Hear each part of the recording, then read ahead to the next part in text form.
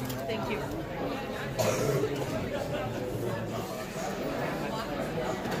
Sorry.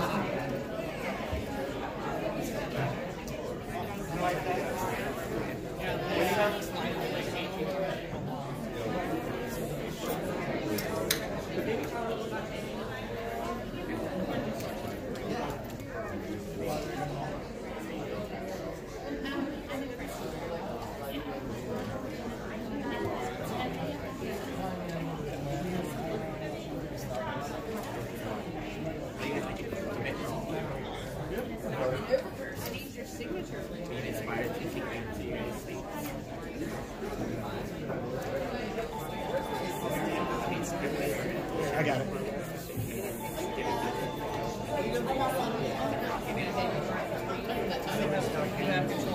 Yep. Video has started.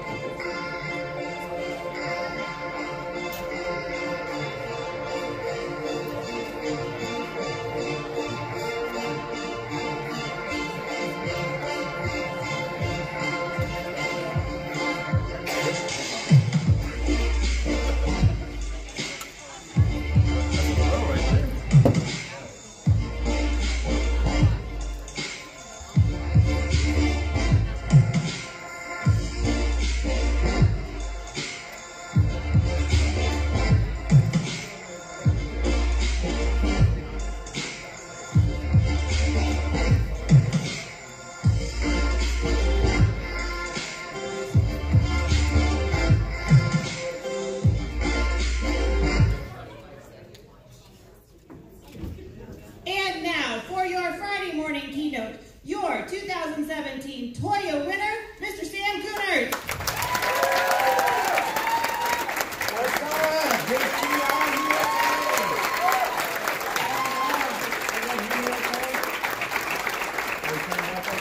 Good? Everybody hear me okay? Yeah. All right. Well, first off, let me just say this. In all of my years of development as a person, the one thing that I'll never forget is JCI knows how to party.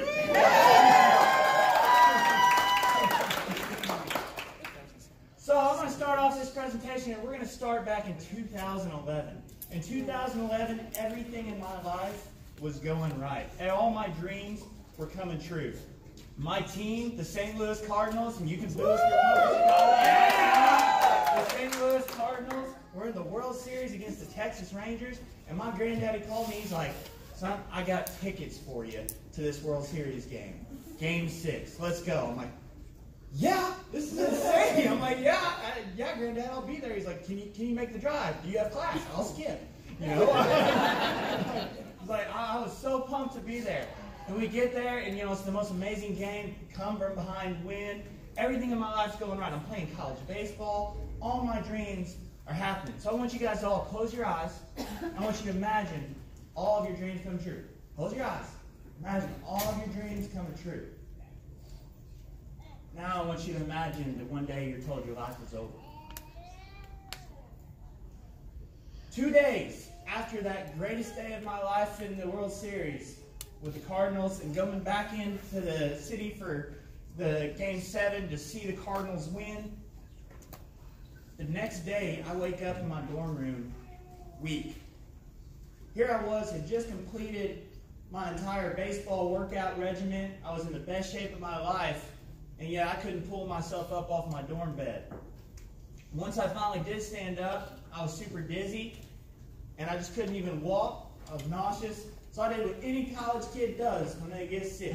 I called my mom. I said, "Mama, I'm not feeling very good. I'm running 103 fever. I'm nauseous. I don't know what's going on." "All right, don't worry, baby. I'll be right there." Drove an hour and a half, 2 hours, come pick me up from college, drives me home. I do have a truck that I could have drove myself, but nope, Mama wanted to come get me. So Mom comes get me, drives me home. I'm there. I start feeling a little bit better the next day. And then I'm like, all right, I'm going to go back to school, you know. I got to skip class, which was okay for me, you know. I've never been big into class. Wake up the next day, I can't pick myself up off the couch. I'm so weak. At the time, I was 6'5", 225 pounds, best shape of my life, had, below 10% body fat, was just killing it in life. And I couldn't pick myself up off the couch. My dad, who's a big farm boy, he's 6'3", probably 240 plus pounds, had to carry me, dead weight, up a flight of stairs, take me out to the car, and drive me to Carbondale Memorial Hospital. I get to the hospital, they start running some tests, and all of a sudden, nurses comes in and said, we gotta hospitalize this kid immediately. He's got a dangerously enlarged liver and spleen. We gotta hospitalize him now. That day was the first of 7 days at Carbondale Hospital, and the first of 14 days in a hospital. At Carbondale, they couldn't figure out what was going on. I was running 106 degree fever. I had hallucinations, had violent shakes. It felt like somebody was standing over top of me and just shaking the life out of me. And I didn't know what was going on. And so they're like, we can't do anything for you. We did a lymph node biopsy. We sent it off to Mayo Clinic and St. Jude and all these other places. But we got to send you somewhere better. So they send me off to St. Louis University Hospital. I get to St. Louis University Hospital, get up to my room. My mom's phone rings. She answers it, and she hits her knees, crying. You guys think that's a good phone call? No. She whispers something to my dad. Now, like I said, my dad is a farmer. He's also a banker. So growing up, he always taught me, don't show emotion. Never let anybody take your joy, but never show emotion out on the field. Never show emotion in the classroom. Be a rock. Be solid. She whispers something to my dad. My dad falls to his knees crying. I had never seen my dad cry. I'm like, oh, crap. It's like, there's nothing good on this phone. They get to talking to me. And I had to put it up here because I could never remember how to pronounce it. So I actually had to look it up. It's called acute plasmablastic multicentric Castleman's disease. Now, it's not cancer. But when you're diagnosed with this, you have a few weeks to live. You have a few weeks to live. You had a 90% chance of dying and a 10% chance of living. As of today, they finally had a treatment. Not much better.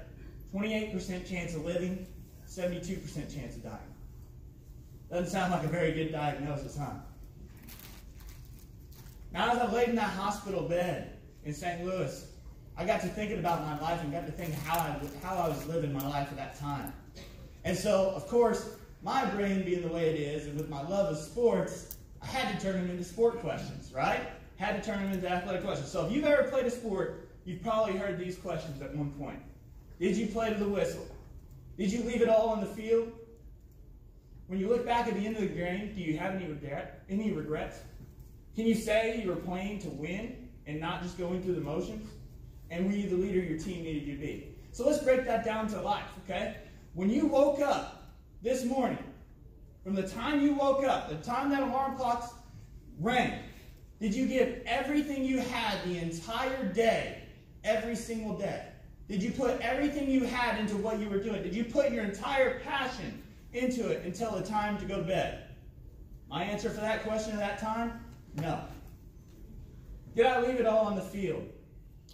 When something went wrong in my life at that time, did I just leave it in that place, or did I carry it with me my entire life? I carried it with me. Because when you leave something on the field, you leave it there. Everything stays. That's where you take your passion, you take your blood, your sweat, your tears, you put everything into it. No matter what your field is, your field could be business, your field could be family, your field could be the JCI, but you have to leave it on the field. So you put everything you have into it. When you look back at the game, can you honestly say you have no regrets? I had so many regrets at that time in my life. Can you say you were playing to win, not just going through emotions? No, I was just going through emotions. I was just, I was enjoying the time I had. I was content with my life. And anybody who knows anything about failure knows that you don't fail until you become content. And was I the leader that my team needed me to be? Not the leader I wanted to be, but the leader my team needed me to be. And again, the answer is no. And who can tell me does anybody know Aeneas Williams? Anybody ever heard of Aeneas Williams? Aeneas Williams was an amazing, amazing football player. But he's an even more amazing man. Aeneas has this quote: begin with the end in mind and die empty. Live out your full potential in life and go to the grave empty. Don't waste anything. So I want you to think of it like this, guys. At some point, every single one of us are going to be placed in the ground. It's up to us. It's up to where we're at as a person, where we're at mentally, to decide, are we going to put all of our spirit in this life so that whenever that body gets put in the ground, it's an empty vessel because we gave everything. It's up to you to decide if you gave everything or if you left some spirit in that ground. Now I want you guys to write these down or put them on your phone or something. These are the keys. They're going to sound really familiar. These are the keys to becoming a game changer in your life.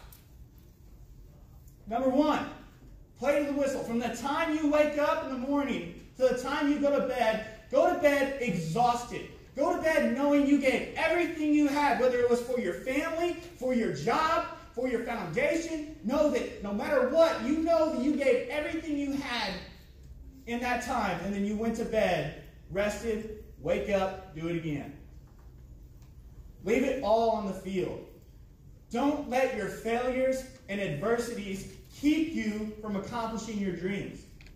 Don't let failures and adversity hold you down. Use them as stepping stools. And whenever you walk up steps to the top, you don't look back. You don't step back down to that step. Once you've walked up that step, you leave it behind. 3, have no regrets. When you go to sleep that night, you have no regrets. You have no regrets of what you did that day. You don't think, man, I could have done this a little bit better. I could have done this better. No. You give everything you have to that day, and then tomorrow you can do it better. Number 4, play to win. Who's ever heard of a coach say, play to win, not play not to lose? Anybody ever heard that? Play to win, because if you're playing to win, you're willing to do anything it takes to get that win. Yes, you may lose, but you're willing to learn from those losses. You're willing to learn from your failures and really go out there and get that win. And number 5, be the leader your team needs. Not the leader that your team, not the leader that you want to be, but the leader that your team needs. Seek what your team needs and be that leader. Now, as you can see, I'm standing here today. The reason I'm standing here today is because I made a promise to the man upstairs. And that promise was that I would live my life to serve others if he gave me a second chance. I would no longer live for Sam. I would live for others. I would be a servant, as he calls us. And of course, as soon as I find out on day 14 that my diagnosis had miraculously changed, can't touch this, came on my phone. Now let's go back to the beginning. I was born in Dew Point, Illinois, town of 6,500 people, and I was born with a passion for sports. So much of a passion that there's even a legend in my hometown that I was born with a ball in my hand, which I always find ironic because there's only one hand that ball could have been born in, right? And with being born with one hand and that passion for sports came people doubting me every single year of my life. Came people telling me that I would never be able to play with the other kids my age. I would never be able to compete with the kids my age. And with that doubt also came 14 years of bullying. So I want to go back to this picture right here. This is me at 4 years old. It wasn't until I was 4 years old that I realized I was different. And it was at preschool when a kid called attention to my nub and started making fun of it. And that went on for 14 years. So from 4 till 18. I've had adults bully me. I've had kids bully me. I've had coaches bully me. But you'll learn why I've been successful and why that never bothered me. And you know what? I'm not ashamed to admit that sometimes I was a bully myself. Because every bully has a bully. I want you to think about that. Every bully has a bully. We get, what's the golden rule? Do unto others as you want done unto yourself, or something around that area. You know, it's true. People made me feel like crap. I wanted to do the same. I didn't want to just live it. In 6th, 7th, and 8th grade, I was cut from my middle school baseball team, despite beating the kids who made the team over the summer, just because the coach didn't have faith in me because I was a little more different. And along with this, in 6th grade, I had a team, a basketball team, our rival team. We were playing a game. Had an amazing game. I had like 15 points, 10 rebounds. It was a double-double. It was an amazing time. It was against our rival. We won. That's always good. Get in line up, and I'm standing in the middle of the line, okay? We're lined up to shake hands. I'm in the middle of the line. I've got coaches behind me, players in front of me, players behind me. We go to shake the other team's hand. Not one of their kids shook my hand. Not one. And I got to, what really bothered me at that point is because nobody said anything. Not my coaches, not my players, not my teammates. They didn't say, hey man, don't worry about what they said. It's all right. Nobody stood up for me. And then it wasn't that I wanted them to. It was all I wanted them to do was say, man, we got you. Don't worry about what they said. That's all I needed. Instead, I felt like I was lonely and on an island. Now, I did find out that my best friend, Trent, had heard what they said because 2 weeks later, he faced him in baseball, and Trent got kicked out of a Little League baseball game for hitting multiple batters. I mean, I'm talking, the ump must have let it go for a little while because they scored 3 runs on nothing but getting hit. So there was a little justice done. Now, in all this, I could have quit. I could have given up. When all these people told me, Sam, you can't do it. There's nothing you can do. You're not good enough to be on this team. I could have listened to them. I could have quit. But for me, it wasn't an option. Instead, I always chose to do the impossible. So when I got into high school, because of all the work and effort that I was putting into proving everyone wrong, when someone told me that I couldn't do something, I had the attitude, the mentality, I'm going to prove you wrong, and I'm not only going to do it, I'm going to do it well. And so in high school, I was a 3-sport athlete. And I chose to always play the positions that everybody said a one-handed athlete couldn't play. So in football, I was a wide receiver. Odell Beckham ain't got nothing on me. I catch one-handed catches all the time. In basketball, as a center, you have to be strong in the paint. People were trying to rip that ball away, so I had to work extra hard to develop that strength, develop that hand-eye coordination of using one hand where they're using 2 to rip it away from me. And in baseball, which is my absolute passion, I was a pitcher. You got to be able to throw and catch a baseball. Who here can tell me how fast or how long you have to react to a ball hit back at you? Anybody got an idea? 1.5 seconds. What is it? Close. What did you say? No. Who said 0.5? 0.3 of a second. 0.3 of a second. Yeah, you did say 0.25. My bad. Yep. 0.3 of a second is what you have to react. So I had to throw a baseball with my glove upside down on my nub. I had to throw a baseball and slide my hand back in 0.3 of a second. You guys think that happened overnight? No, it's because I went and did the work, and I guess I've got settings up on there right now. All right. But I went through and did the work to make sure that I was ready, so that if a line drive was hit back at me, I was ready. Oh. Are we good? It's not letting me click. Just click outside of that box. I did. Yeah. There we go. All right. Technology, guys, right?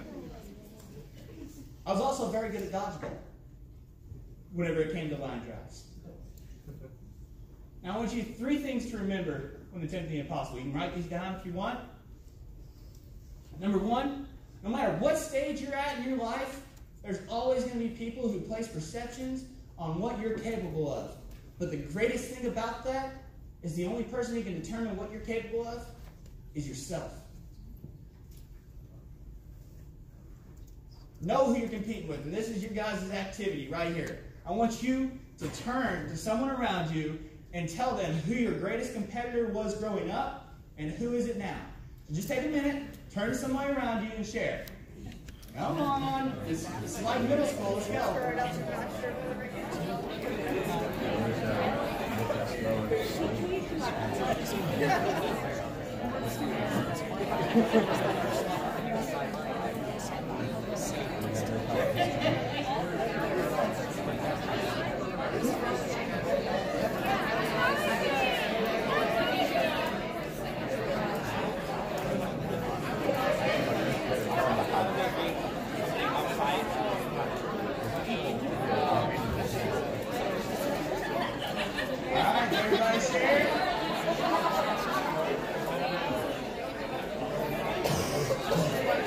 Everybody sharing their greatest competitor? Now let me tell you who my greatest competitor was growing up, guys. Let me tell you who my greatest competitor was growing up, and to this day, my greatest competitor is the same person. And you know what? I see them every single day. When I wake up in the morning and I brush my teeth, I see my greatest competitor. Because my greatest competitor is myself. Every single day, I strive to be one little bit better than I was the day before. And I challenge you guys to do the same in your life. Change your life one step at a time. Just do one thing different than you did the day before to be a little better. If you do that for 365 days, think of how far you would have come once that year mark hits. Think of how much better you would have been at that 365th day. Number 3, be prepared to put in the work. Now, coming into my freshman year, I finally made the school baseball team, and I was pumped, guys. I'm like, made it, here we go. So excited. We had about 30 games. Anybody want to guess how many games I played in? No, not 0. 30. Not 30. 29. No. 3. 3 games is all I played in my freshman year. There's 4 pitchers. So you guys do the math. That's not a whole lot of games. And there was only 3 starting pitchers. Coach comes up to me. We're about to play Nashville. These are corn-fed farm boys. I'm talking, they look like they're 25. They got tattoos, a big dip in their lip. And these boys look like they can hit the ball a country mile. And if you don't know what a country mile is, that's because there's a railroad track right there behind the field. If they hit it up on top of that railroad track, that ball's going for a while.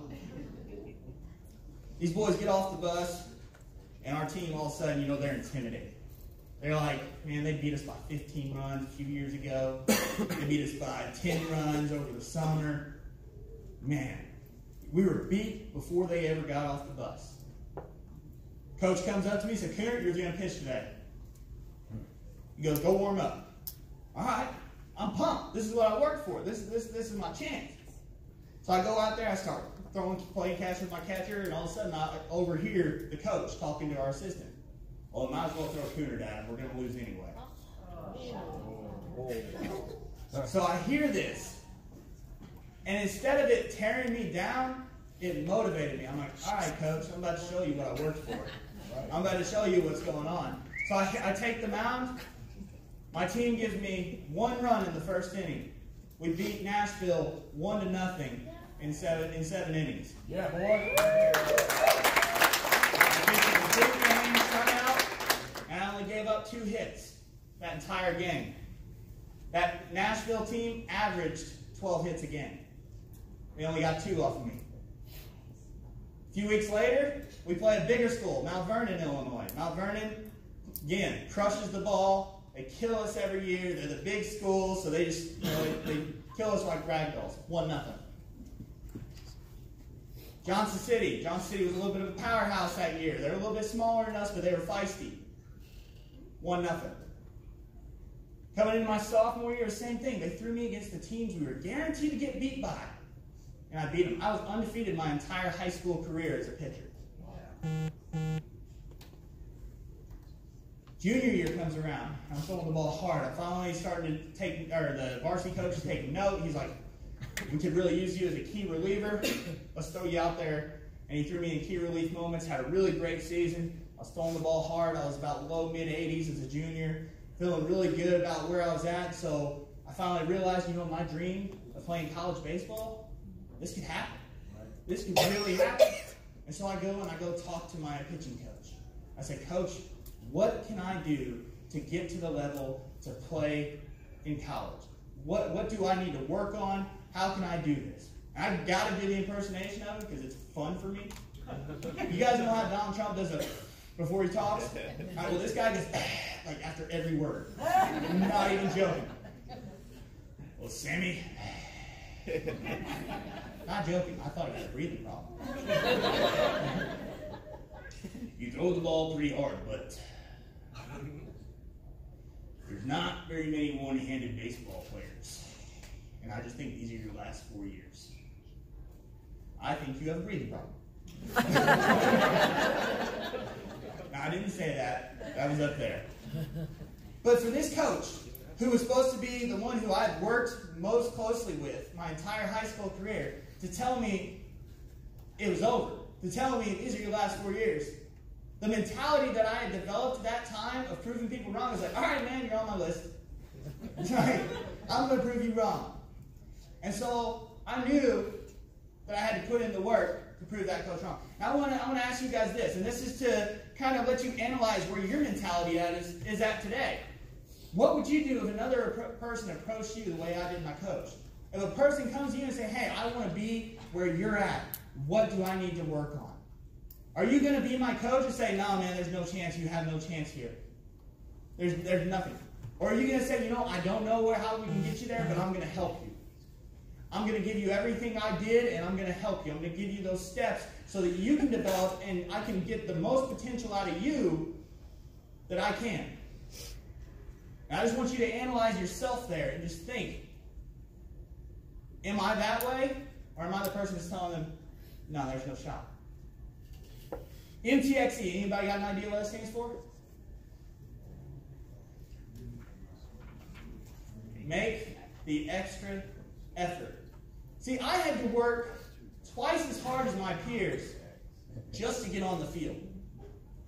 I had to work 3 times as hard as them to surpass them. Meaning that when practice was over and all my buddies went home and had pizza or burgers, whatever they did, I came home, grabbed a quick little snack, and I was outside working. I was developing every pitch I had, everything I could do. I was stacking cans on top of a dumpster. And I would not go inside until I had knocked off every single can with all 4 of my pitches that I possessed. So I had to knock down a row with each pitch. And I couldn't go in until I knocked down a row, and it was all in a row. So I had to be able to have that location with all my pitches. I had to work so hard that some nights I didn't get in until midnight. We had a little light over top of our dumpster. And so that was my target. And I was also legally blind, basically, in high school. So the fact that I ever threw strikes kind of amazes me. People may have outplayed me, but no one would ever outwork me because I was passionate. Because I had a passion for baseball. In life, if you have a passion for something, there is no excuse for someone to outwork you. There's none. Because if you're passionate about it, then you want it more than anybody. And I wanted this college baseball more than anybody. Now let me talk to you about the day I became a game changer. So with being the one-handed athlete, it drew a lot of news media and a lot of attention. And at first, you know, I was getting tired of it. I hated being the one-handed athlete. I just wanted to be the athlete. But something great came of that. This other foundation reached out and they're like, hey, we saw this news story on you. We're a camp that teaches children born with limb differences and amputees to, you know, live everyday life, to button their shirts, how to tie their shoes, how to do some archery, how to do all these things. And it's kind of just a place for them to come together and realize they're not alone. And we just saw your story, and we would love for you to come and teach our kids sports. And I was like, man, yeah. Absolutely. You know, I thought it was my freshman football coach who actually had a nub like mine, which was really cool.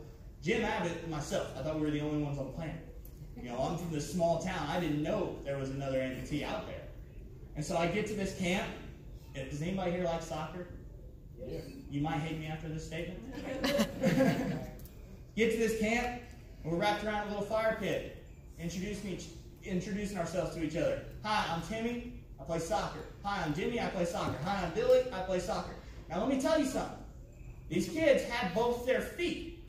They're missing a hand, fingers, some arm, but they had both their feet. And unless they're playing goalie, I didn't see soccer as a challenge. Now let me tell you something else. Gets to me. I'm saying Kuhnert, I played baseball, basketball, football, hunt, fish, do weightlifting. You play soccer? No, that's a sin in my hometown. If you ever want to make a DuCoin person mad, go into a place and say, I love soccer. I'm telling you, you can get more cross-eyed looks than an insane asylum. So I got to looking at these kids, and I'm like, man, these kids are athletic. Why are they being subjected to one sport? What's going on? Why are they only in soccer? And so 17-year-old Sam decides to talk to a mom about how to raise her kid. This is going to go good, right? You talk to her, like, man, why is your child being subjected to one sport? They look like a very athletic kid. Why are you only putting them in one sport? She looks at me and she says, Sam, I'm just afraid that any other sport they try, they're going to fail. And so we just feel like they're going to have the most success in soccer. And I look back at her and I'm like, man, do you realize that they are going to fail? It's like, it's part of life. Failures are a part of life. We build off of our failures. Michael Jordan, in my opinion, the greatest basketball player to ever play, has a saying, I missed more shots than I made, but I never stopped shooting because I knew that one basket could propel me to success. One victory is all it takes to propel you to success. You're going to have more failures in your life than you will successes. But it's those failures that build those blocks. So you build that foundation so that once you reach the top of that mountain, of those steps, you can look back and you see where you came from. That's what your failures are for. Your failures are for you to grow. Come senior year, I'm finally getting some calls from colleges. You know, they're like, we want you to come on as a preferred walk-on. We're sending you these packets. You know, but nobody was saying, come visit. And as a high school athlete, you know, unless they say come visit, they're probably really not that interested. Greenville College calls. Come visit. We want you to meet with our coaching staff. We want you to meet with some teachers. We want you to sit down with our head coach, tour the facilities. Now, if you get to sit down with the head coach at the end of a tour, chances are they're offering you a scholarship. So I get there, and I'm absolutely loving this campus. Loving the teachers, loving the facilities. I'm like, this is where I'm going. This is it. You know, this is my school. Sit down with the coach, and coach goes and he takes a chair. And you guys know how your parents will kind of like pull up a chair to you whenever you're in trouble, and they do this, and you all of a sudden say, oh crap, what did you figure out? You know that feeling when you're like, what did you find out that I didn't tell you? Did I post something on social media I wasn't supposed to? What's there, you know? And coach looks at me and says, Sam, you're the type of leader that we look for in our program. You're the type of kid we want to come and lead Greenville College. But we don't know if you're athletically capable of playing at this level. We're going to continue to watch you, but that's all we can do. What would you do? How would you feel if your dream was right there and then somebody just pulled it out from underneath you? Now, because I had developed that mentality, that strong mentality of no one was going to limit me except for myself, in my head, I was telling that coach I would see him next spring. I was telling that coach that I will be a part of this team. And so when spring came around and my team started off 1-8, we won our very first game and dropped 8 straight. We had to sit down as a team and as a family and discuss why we were losing. What's going on? Where's this chemistry? We were so good. We were going to be the team that goes to state, and this is how we're having our senior year. And coach puts me on the mound against Freeburg, and I get our second win. And next thing you know, we take the route to go to state. All it took was that sitting down, dividing our differences, figuring out how we could work together, and all of a sudden we got victory after victory after victory that led us all the way to the state tournament. The very first time the school has ever done that. And Greenville College gave me a call. And I want you to ask yourself, how are you celebrating the victories in your life right now? Because victories are something to be celebrated. Why? Because it gives you a good feeling to reach for.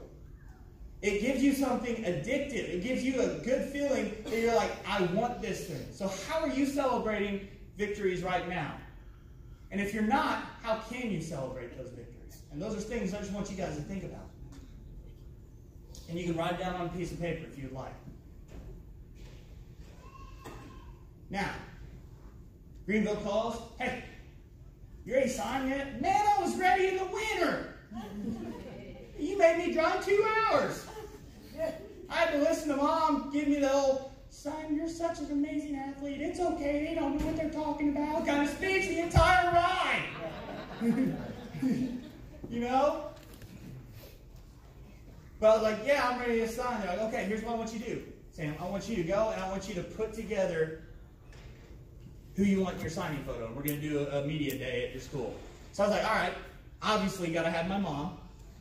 She's been with me from the beginning, been my strongest support system. You have my dad, the big farm boy I was talking about. Coach Kraft was our varsity coach. He believed in me heavily. Mr. Campbell was a guidance counselor that helped me through many issues growing up, and he was also our athletic director. And I want to point out one more to you guys. See the bald guy above my dad? Well, Sammy, you proved me wrong. Because he's in that picture, and he'll forever know that the one-handed athlete that he said was done proved him wrong. And he's got a framed picture from me with a thank you to know that for the rest of his life. Get to my first season at Greenville, have an amazing season. And then I was throwing a bullpen, and the way this was is there was a wooden board right here, and there's a wooden board here at the end of the bullpen. And so I went through my motion, I go to throw, and on my follow through, this foot right here caught this board and kind of went. So I had to leave school. I had to go back to Wren Lake College and work on my education from when I was sick, and then also I had to recoup from this reconstructive foot surgery. Now, why do I have a video of me on crutches? Because this is a great story. Anybody ever have a really stubborn nurse? So I go and I have this foot surgery, and I walk out of the room, and she's sitting there with a scooter. I said, ma'am, where's my crutches? She goes, son, you realize you have one hand? No. Never crossed my mind. I was like, can I please have crutches? Son, you have one hand. I know. You just blowing my mind. I don't even know how to reflect on this. You know, here this whole time I thought I had two. You know? It's like you can't use crutches with one hand. I said, ma'am, I'm an athlete. I played college baseball. I do weightlifting. Give me the crutches. Okay, smarty pants. We're going to put you through an obstacle course. And when you fall flat on your face, I'm going to say, I told you so. Said, okay. So we go through, and I do this little obstacle course with the crutches. Perfectly fine. She goes, but you have one hand. I was like, yeah, you keep telling me. I was like, ma'am, anybody who ever doubts me, I always try to prove wrong. You just became that lady today. And you know, that nurse to this day has always had her, and she always went out of her way to talk to me anytime I see her. Just because she's like, man, you proved me wrong that day. I stopped telling people they couldn't do it. I was like, and I actually made some kids do crutches that they didn't want to do crutches. Like, well, that's not what I intended for this to be, but after that reconstructive foot surgery, another college came calling.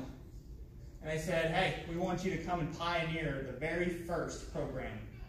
I was like, absolutely. So I came back that year, and I had an amazing year. I led the nation at one point.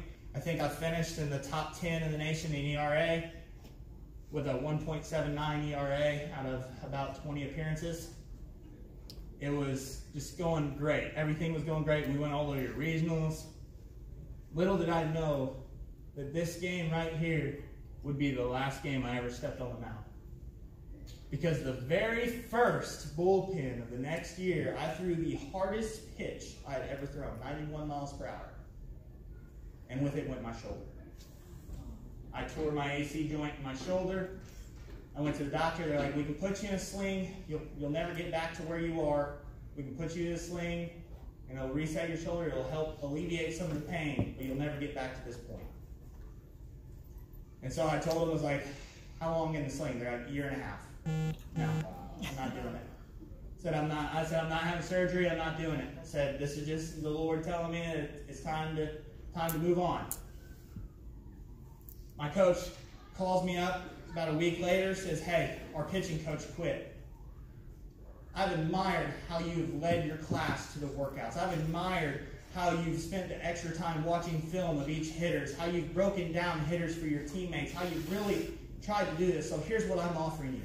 I'm offering you a chance to keep your scholarships and be our pitching coach. And in a matter of weeks, I went from being not just a player, but a coach of my peers. Because of all that hard work and all that effort and all the blood, sweat, and tears that I had given, it had finally been acknowledged. And I want you to name one person, and I want you to share this with someone. Name one person not related that was there for you and still would be if you asked. Go ahead and share that with somebody, just real quick. Mine would be Coach Bastian. Yeah. Tell your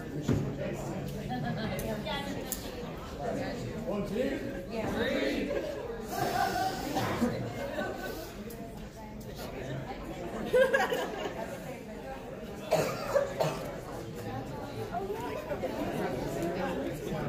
And when I was laying there in that hospital bed, I really got to thinking. I got to thinking about all the things that I would never be able to do if I was going to be gone in a few weeks. I would never get to find the love of my life. I would never get to be Uncle Sam. I would never get to see what happens with nubbability. The foundation, the idea came from that camp when I saw those parents holding their kids back, and I was like, I want to change this. I was thinking of all the things I would never get to do. Well, now I get to tell you, I am engaged to the most beautiful woman in the world. Her name is Victoria Lynn Beckman, and we will be married next May. So I'm really excited about that. I'm Uncle Sam to little Isley Claire, and yes, of course, I was a genius and bought her a little shirt whenever I proposed to Tori. It worked out pretty well. Yeah, there we go. Etsy works, guys. Just saying. Now let's talk about this. You guys even acknowledged me for my efforts. You guys gave me a top outstanding young American, and I'm so humbled to you guys for that. Because you've given me even a larger platform to really be able to go out there and change lives. So let's play which person does not belong.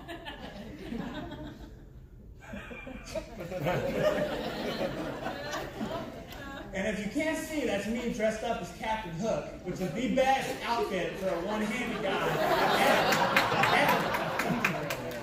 And that is not the way the store has it. I was very proud of how I was looking at that time, so I cut that thing myself.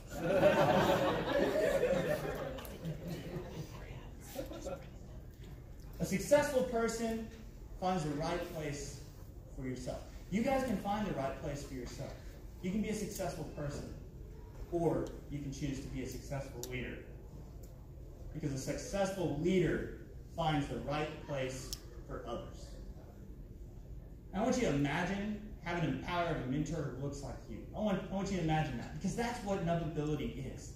I've given kids coaches who have played at the highest levels of mainstream organized sports that look just like these kids, to give them something to live for, to give them something to not only aspire to be, but to aspire to be better than. And our coaches are there to make them better than.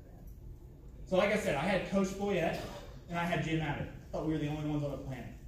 Now, when I had the idea of nubbability, I thought it was just going to be one summer camp a year. You know, that was kind of my idea. God had other plans. So I want to show you guys. I'm going to take you on a ride through nubbability. We're going to go quick. Ready? So this is the first year. We had 19 different campers and 7 coaches came to Greenville College, where I was playing college baseball at the time. Ready for a ride? Year 2, grew to 42 different campers and 20 coaches. Moved it to my hometown of Du Quoin, which Believe it or not, we have a college-style facility, and we have 3 stoplights. You tell me how much sense that makes. Year 3, 74 win different campers, 40 coaches. Year 5, 101 different campers and 50 coaches. Oh, that's supposed to say year 6. Oh, no, year 6, all right. Year 6, 156 win different campers, 42 different states represented in 2 countries, 70 coaches. Year 7, this is this past year, 179 win different campers with their siblings made about 230 kids total, aged 4 to 17, 43 different states, 3 other countries, and 80 coaches from 3 other countries. This is a map of where all of our kids come from, and if they're out in the ocean, they don't live on boats. I'm just too lazy to go buy a globe. These are the locations of navigability camps to this day. We do one out in Dallas, Texas, Sparta, Illinois, Nashville, Tennessee, Fort Myers, Florida. We partnered with the Minnesota Twins. In Nashville, we did it at Vanderbilt. In Seattle, Washington, you might have seen some of our kids on Sports Center meeting with Shaquem Griffin at the end of the game. Boise, Idaho, we do snow sports camp because basically here's what I am. If there's a sport and kids can compete in it, it's going to be at my camp. And it's not the sports where kids can go and compete against other kids who have differences. It's to go out and compete against all of your kids. To go out and compete against those kids that have all of their limbs, to show them they don't need 2 in order to be successful. So this is a video of our camp. I just wanted to pull up so you guys can see what navigability is. Ready, set, go! No, I don't need to know I can beat you. You know you're gonna need to, or else you're going to lose. I know I don't need to know I can beat you. You know you're gonna need to, or else you're going to lose. Knowing I don't need to, I take a breath and breathe through all the stress and evil. We're all just different people. Stop making up excuses, you don't want to challenge me, fool. Step onto the court and watch how fast I take the lead, dude. With speed too, livability is decreased, and Kuhnert reaching heights that no one else has ever reached to because he never quit. Trying to thread the needle, and when he steps up to the now, you know he's pitching lead. I know I don't need to know I can beat you. You know you're gonna need to, or else you're going to lose. I know I don't need to know I can beat you. You know you're gonna need to, or else you're going to lose. I know I don't need to. You know you're going to lose. Up in ability, athletics and agility. Welcome to the camp of perseverance and tranquility. We believe that you can be anything you have the will to be. Believe in yourself. In any competition you'll defeat, you could become a legend. Like Bo Jackson up with the beat. And should you take a loss, you gotta brush it off and still compete. Keep it in your time, day and night, and even in your sleep. Dreams become reality. You simply go hit it deep. I have no excuses. I don't need to always on repeat. No matter what the challenge feels. Don't give up and never cheat. And Kuhnert never did. Cause giving up is too easy. I'm happy that he did. Cause he got inevitability. A camp where we make friends who never limit capabilities. And if you feeling shy, I hope our coaches make you feel it. Or help bring out your enemies. I hope you really feel this beat. I give it all I got. And I'm bringing all my energy. I know I don't need to know I can beat you. You know you're gonna need to, or else you're going to lose. I know I don't need to know I can beat you. You know you're gonna need to, or else you're going to lose. I know I don't need to. You know you're going to lose. Philippians 4:13. I can do all things through Christ who strengthens me.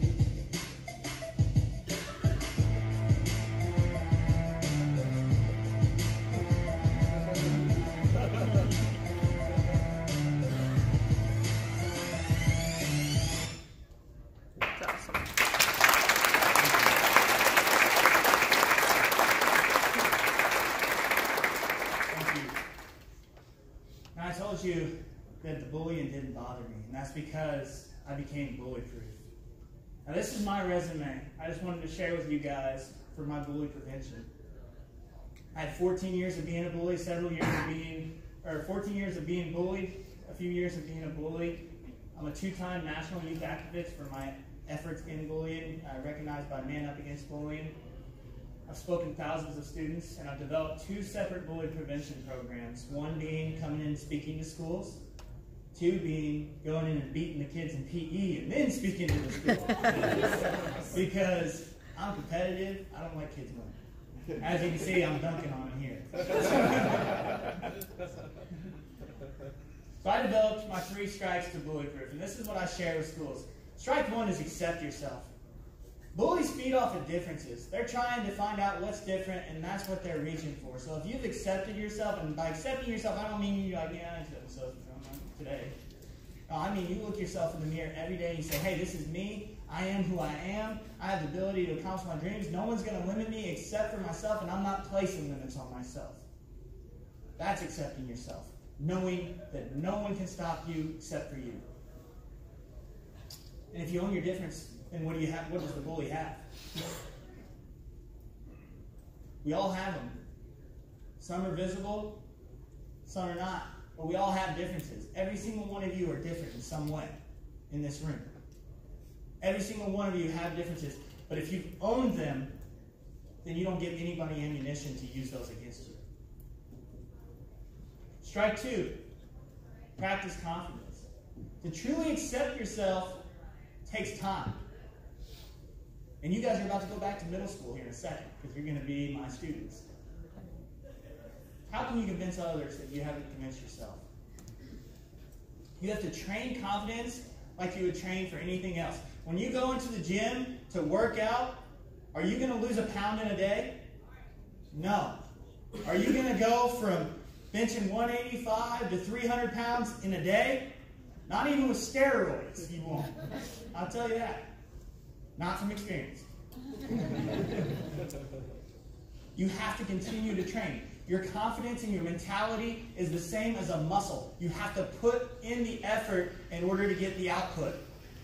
You have to be willing to continue to build every day. And for me, it's going to sound funny, and you guys are going to repeat after me, because this is what I told myself every single day as a kid. I looked myself in the mirror, and you guys ready to repeat after me? Hey! Hey! This is me. This is me. I am who I am. I am who I am. I have the ability. I have the ability To accomplish my dreams. to accomplish my dreams. I have no limits. I have no limits. And I will be successful. And I will be successful. They have nothing on me. They have nothing on me. That's what I would tell myself every day. And in strike 3, once you've gotten that confidence and you've owned your differences, as human beings, we have the ability to make that change just by going out and encouraging somebody. Because what they say about bullying is bullying's a domino effect. Like I said, every bully has a bully. But if bullying can be a domino effect, then so can encouragement. If you encourage one person, they'll encourage one person. Then they'll encourage one person. And that's how, in several of the schools that I have went and spoke to, they have kicked bullying completely out of that school through encouragement. Now, one thing I like to remind the kids of is sometimes the 3 strikes don't work. Sometimes it's not 100% guaranteed, you know? But what I remind them is I bring all of their teachers and all of their staff up on stage. And I say, people love you, especially the people at this school. Someone is always there and always will be. Holding it in only makes it worse. But your teachers and principals love you. They're not making millions of dollars. They're out here because they love you and they want the best for you. And that's why I have the utmost respect for teachers, and why some of my best friends to this day are former teachers. Because I to this day see the value in what they looked for. They weren't making millions of dollars. They weren't driving Maseratis. They weren't cruising around on big old yachts. They were here because they loved us. And I try to show the kids that. And I even use weights as part of my demonstration. So this is me with 400 pounds. And this is I always try to challenge myself in life, period. And so Let me tell you, it's very challenging to give a motivational talk and hold up 400 pounds. Very challenging. But I wanted to show kids something. As people, we can hold a lot of weight. We can hold a lot of problems, a lot of weight. We can hold it in. But if you keep tacking on that weight and not willing to give it to somebody, to have somebody take that weight off of you, eventually that weight's going to drag you through that floor. But if you let them take it off of you, pretty soon that weight becomes so light that you even drop the bar and you can walk freely and move freely through your life. And that's what I tell these kids, that those teachers are their spotters. Those teachers are there to take the weight. JCI is a Christian organization. Jesus Christ is our spotter. The more we hold the weight, the more we can get it taken off. I want you guys to imagine this. Imagine us teaming up. Imagine Knowability and JCI teaming up and going into every single school that these chapters, that all you chapters are from, and changing the lives of these kids. Now what you guys don't know is JCI brought me here as a sponsorship of Knowability. You guys are sponsoring a kid to camp who can't afford it. Yeah. That's what I speak for. That's what I speak for. My speaking fees are 100% tax-deductible donations to Knowability to help kids get to camp. I never want a child to feel like they can't come to my camp for money. I want every single child of every religion, of every ethnicity, of every difference to my camp to know they were created perfectly the way they were, and that they can, if they own their difference, there's nothing that can limit them in their life. So I want you guys just to imagine that. Imagine us teaming up together, how many lives we could change.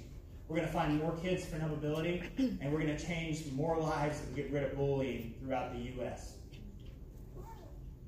I want you guys to take this, and this is the last thing I want to leave you with. Everyone has a million excuses for why they can't do something. We all do. Those excuses sometimes take over our life to the point where our minds write an unhappy ending to our story. But the great ones, the people that choose to rise up and make that change, listen to none of them. I want to thank you guys so much for having me here to be your keynote speaker. I hope you've learned something. I hope you left encouraged. I would love to speak with all of you, take pictures with you, whatever we can do. But first, let's take a selfie.